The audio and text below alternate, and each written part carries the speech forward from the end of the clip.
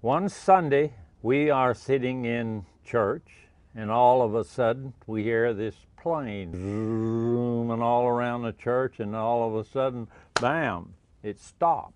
Less than 100 yards from there is this P-38 had gone into the ground.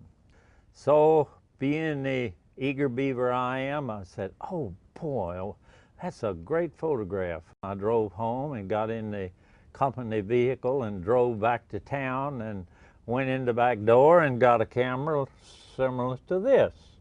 I hasten down there and I make several photographs and I leave. So now I'm sitting at home later on in Sunday afternoon and someone knocks on the door. Here's two well-dressed Army officers. They said, I want to see Harley Ferguson. I said, well, this is me. And he said, well, I understand you made some photographs of our plane that went down this morning. And I said, yes, sir, I did. And they said, well, we want them. And I says, well, it's not, I says, I can't give them to you. They said, well, why can't you give them to me? And I said, because I have turned them over to the newspaper. Now, all the time, I knew where those films were. They were in the company vehicle sitting in my front yard.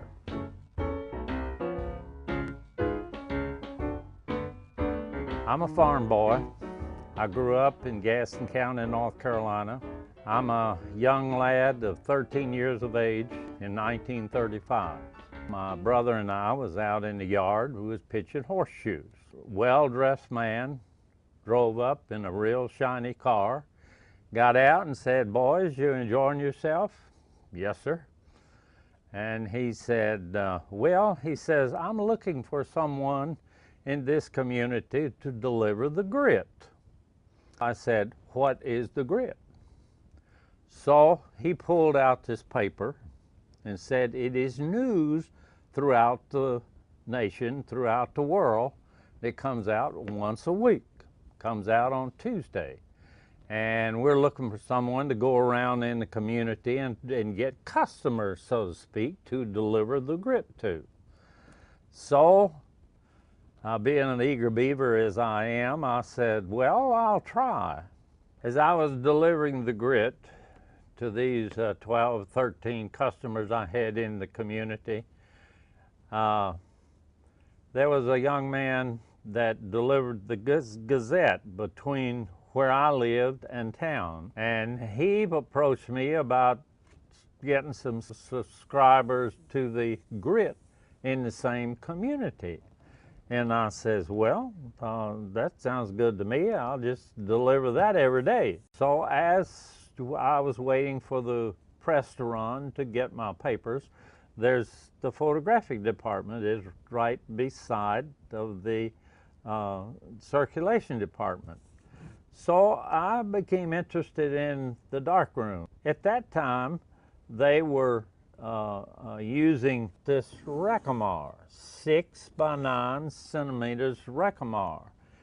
It can take this back off and put one sheet of film in it. Now I could go out and make a photograph and come back and process the one sheet of film there in the darkroom at the Gazette. During the fall of 1942, I received a letter from Uncle Sam. Said, congratulations, you've been accepted for the military. While I was in the office doing clerical work at Yuma, Arizona, living in a tent, building bridges across the Colorado River, a memo came down from headquarters that they wanted volunteers for the parachute school. I sat down and I wrote a personal letter to the public relations officer of the parachute school at Fort Benning, Georgia, gave him my qualifications, told him I was contemplating on volunteering for the paratroopers, and I was just wondering if I did volunteer for the paratroopers, would I have an opportunity to get in a department where I could do photography. To my surprise, here comes a letter back from Captain Minner. And he says, Private Ferguson says, I got your memo, and he said, you your records indicate that you are qualified to do what we want it done. We want a news photographer, that type of person. So it said, if you can get here by the 1st of September, he said, we're going to activate our own department. I went back to Gastonia. I married my sweetheart, and I took her with me to the military.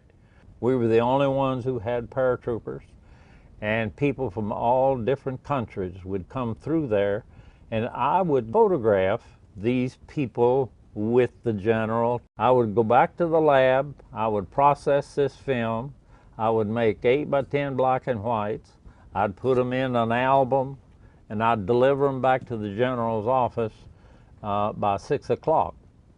Now the reason for that was that he would always have a dinner that night for his guests. During that time I photographed Jane Russell, Betty Grable, Gypsy Rose Lee. That was my fun photograph.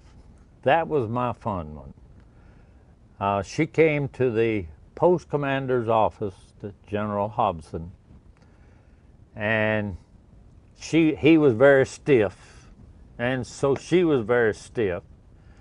But anyhow, I made a couple photographs, and then I said to her, why don't you sit down over here on this desk and talk to him, because what I was trying to do was get some legs in there. So she says, fine. So she sat down there and pulled her dress up, and she leaned over and put a kiss on General Hobson's cheek. He like to have died. Later I got information that photograph is not to leave the lab.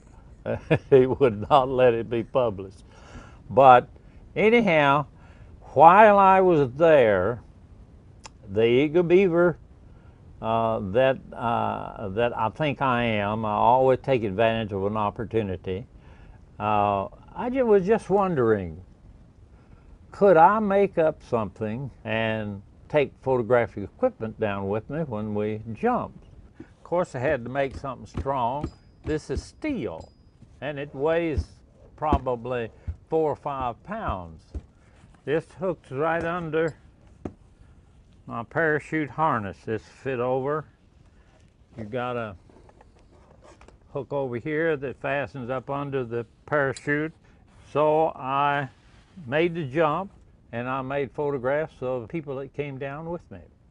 So now I'm home, and I have proceeded to try to find me a job working with an experienced photographer that I felt like I could gain a lot of knowledge and experience. But all of the ones that I felt like I wanted to work for wasn't hiring anyone. We moved up here, and I became associated with an older photographer. That did not work. So 1 year after that, I had to start all over again. I had 4 children, and I started this business on nothing. And one of my neighbors said, Harley, how in the world are you going to start a photographic business? I said, you just step aside and watch. If you want to know how good Harley is in photography, all you have to do is ask him, because he knows how good he is. And the thing about it is, he's telling the truth. We used to have to get in the car, drive up and down Kingston Pike and show people property. Now Harley photographs these developments that we have and different sites that we have, and we bring people in our office here and we can show them the site. The camera to Harley is just like a canvas is to an artist. It's there. There's nothing going to happen unless you put a paintbrush on it. What Harley does, he puts light on it. Just remember that you got to have these gadgets, you got to have the camera, you got to know the light, you got to know how to apply it, and you just so many things that you got to have to do. Also, another thing you got to remember, that you need a straw hat because the sun may come out, be shining while you're working.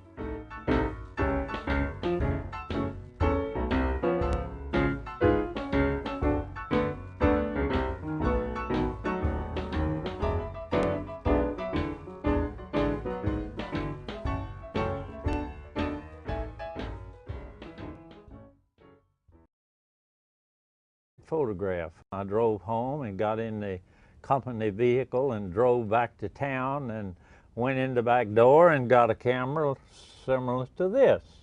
I hasten down there and I make several photographs. And